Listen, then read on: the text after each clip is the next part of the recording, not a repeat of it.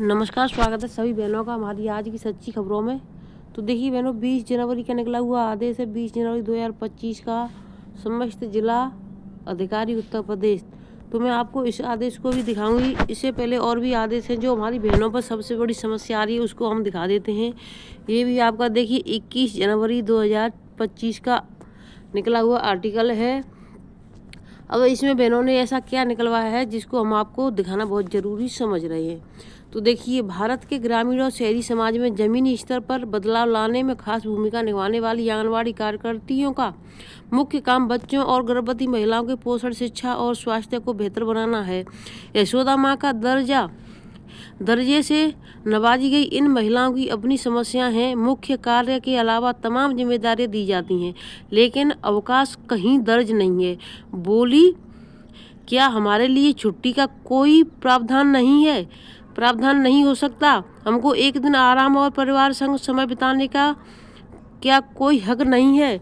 तो ये हमारी आंगनवाड़ी बहनों के आवाज़ है कि क्या हमको छुट्टी नहीं मिल सकती है, एक भी दिन की क्यों नहीं मिलती है? बाकी सभी विभागों में आंगनवाड़ी बहनों को आराम से छुट्टियां दी जाती हैं। तो देखिए, ये कटिंग थोड़ी काट दी है, उसमें से आगे मैं इसमें बता देती हूँ आपको।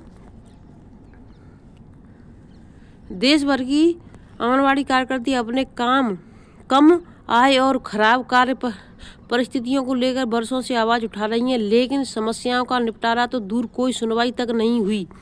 आपके अपने अखबार हिंदुस्तान से कार्यकर्तियों ने खुलकर अपनी बात रखी। जिलाध्यक्ष नीलम वर्मा ने बताया कि मोबाइल फ़ोन दिए गए हैं, लेकिन उनकी गुणवत्ता बेहद खराब है।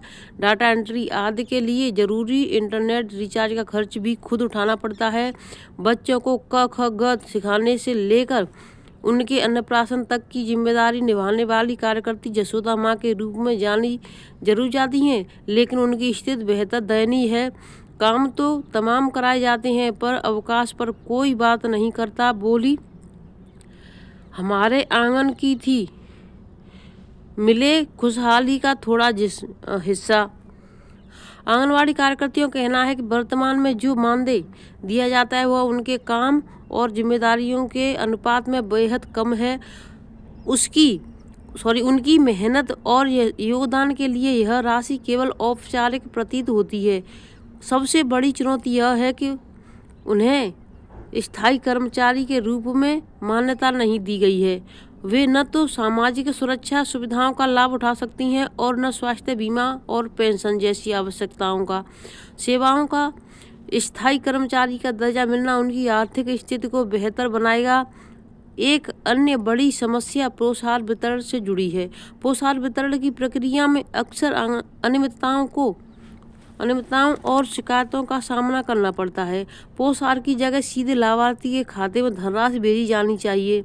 इससे एक बड़ी जिम्मेदारी का बोझ कम होगा और वितरण में अधिक पारदर्शिता आएगी। सह खातों की व्यवस्था भी कार्यकर्ती के लिए सिरदर्द बनी गई है। प्रधान और सभासद के साथ बैंक शाखाओं में काम करना पड़ता है, जो न केवल जटिल है बल्कि भ्रष्टाचार को बढ़ावा देता है, मगर समय पर कार्य भी नहीं हो पाता है। वह चाहती हैं कि इन व्यवस्थाओं को समाप्त कर स्वतंत्र रूप से काम करने का अधिकार दिया जाए। कार्यकर्तियां कहती हैं कि जहां प्राथमिक शिक्षकों को ग्रीष्मकालीन और शीतकालीन अवकाश जैसी सुविधा मिलती हैं, वहीं हमें साल भर बिना किसी छुट्टी के काम करना पड़ता है। इसके अलावा प्रमोशन के अभाव में उनके करियर की संभावनाएं भी सीमित रह जाती हैं। मुख्य सेविका एजुकेटर के पदों पर नई भर्ती करने की बजाय कार्यकर्तियों को प्रमोशन देना अधिक उपयुक्त होगा। वही तरीका है उनके अनुभव और मेहनत को सम्मान देने का। कार्यकर्तियों ने साफ तौर पर कहा कि राज्य कर्मचारी का दर्जा और न्यूनतम 18,000 मानदेय की मांग कर लंबे समय से की जा रही है। यह मांग न केवल उनकी आर्थिक स्थिति के लिए जरूरी है, बल्कि आत्मसम्मान को भी बढ़ावा देगी। वर्तमान में उन्हें कर्मचारी का दर्जा नहीं दिया गया है, जिससे उनके अधिकार और सुविधाएं सीमित हो गए हैं। न्यायालय के स्पष्ट आदेशों के बावजूद कार्यकर्तियों से अन्य विभागों के कार्य करवाए जाते हैं। उन्हें BLO जनगणना, पोलियो अभियान, गोद भराई जैसे कार्यों में लगाया जाता है। ये जिम्मेदारियां उनके मूल कार्य को प्रभावित करती हैं और उनके लिए अतिरिक्त दबाव बनाती हैं। इसके अलावा उन कार्यों के लिए उन्हें कोई अतिरिक्त मेहनताना भी नहीं दिया जाता। तकनीकी परेशानियां भी उनके काम और मुश्किल बढ़ाती हैं। सरकार द्वारा विकसित एप्लीकेशन का हर सप्ताह अपडेट आना उनके लिए एक बड़ी समस्या है। रजिस्टर और फ़ोन दोनों पर डेटा अपडेट करना चुनौतीपूर्ण है। तो ये सभी आंगनबाड़ी बहनों ने अपनी मांगे रखी हैं। प्रोत्साहन राशि के भुगतान में देरी। तो देखिए, प्रोत्साहन राशि भुगतान भी नियमित नहीं होता है। वजन, टीकाकरण और सभी कार्य करने पड़ते हैं तब जाकर के प्रोत्साहन मिलती है। अब मिलती भी नहीं है बहनों, हर महीने किसी को नहीं मिले। कम से कम 18,000 हो मानदेय। तो ये बहनों की मांग है कि कम से कम 18,000 मानदेय हो। मातृत्व वंदना योजना का भी बोझ देखिए आंगनबाड़ियों पर। एक नई समस्या तो है जो कि यानी एक तो डाटा के लिए पैसा नहीं देती सरकार। मोबाइल दिए है, उस पर कोई कार्य नहीं होता है। अब देखिए एक नई समस्या है कि मातृत्व वंदना योजना का भी बोझ आंगनबाड़ी बहनों के सर पर कर दिया है। कार्यकर्तियां कहती हैं कि प्रधानमंत्री मातृ वंदना योजना का कार्य सौंप दिया है, जबकि पहले से इससे जिम्मेदारी है गर्भवती महिलाओं और स्तनपान कराने वाली माताओं की आर्थिक सहायता दी जाती है। इन योजनाओं के तहत डेटा सास फार्म भरवा। देखिए बहनों, इसमें साफ नज़र नहीं आ रहा है। 14वां नंबर देखिए, 100 से ज़्यादा कार्यकर्तियां पूरे जनपद में हैं इस वक्त कार्यरत।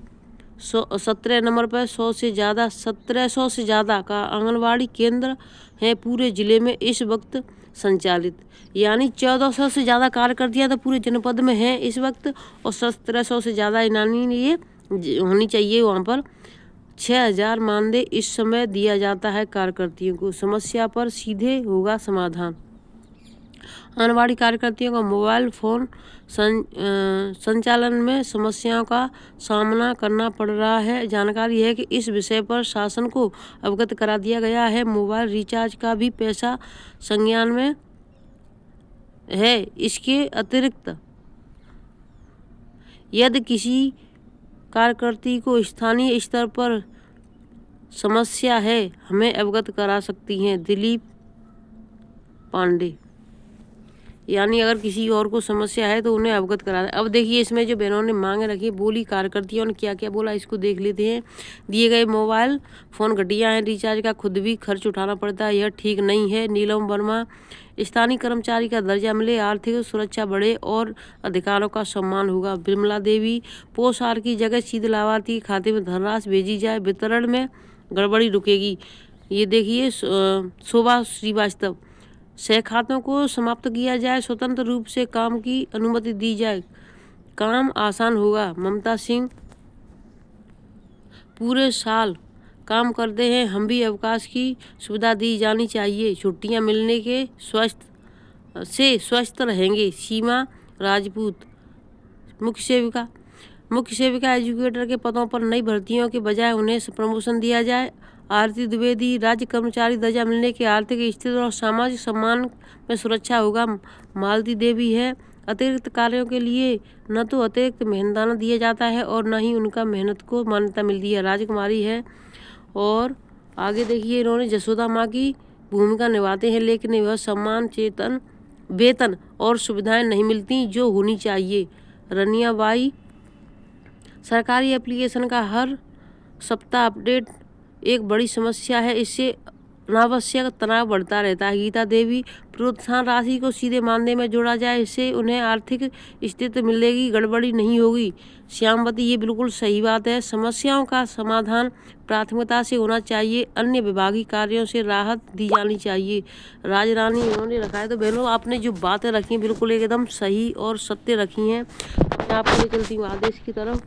देखिए वीडियो थोड़ा लंबा हो जाएगा बहनों, चैनल को सब्सक्राइब करना जिन्होंने अभी तक नहीं किया है तो, और वीडियो को ज़्यादा से ज़्यादा शेयर कर दें।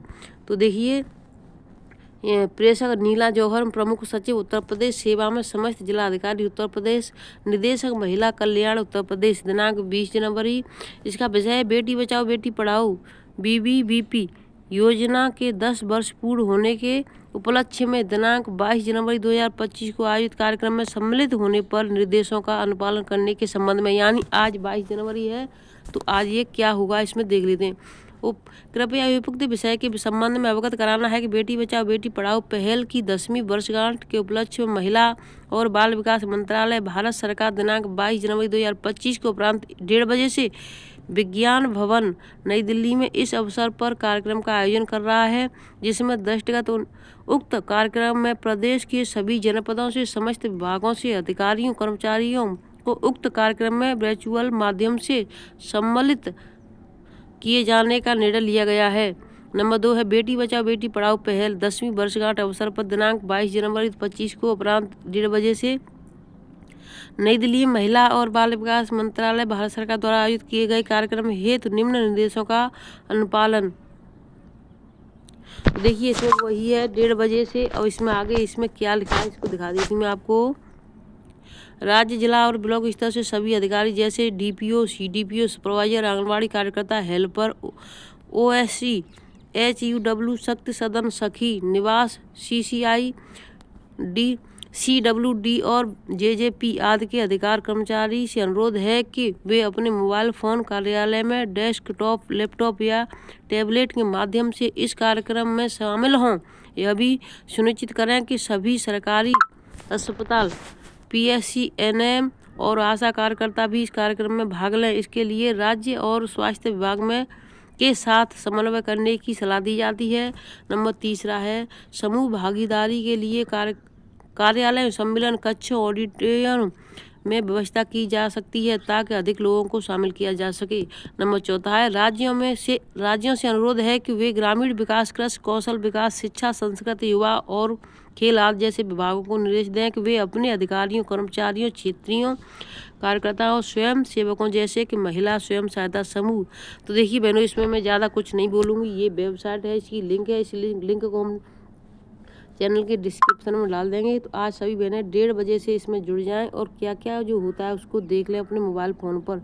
वीडियो को ज़्यादा से ज़्यादा शेयर करें, चैनल सब्सक्राइब कर लें। भवदिया लीना जौहरी प्रमुख सचिव। तो आज ही यानी 22 तारीख है, आज आपको जुड़ना है 1:30 बजे से। फिर मिलेंगे आपसे नई अपडेट के साथ, तब तक के लिए धन्यवाद।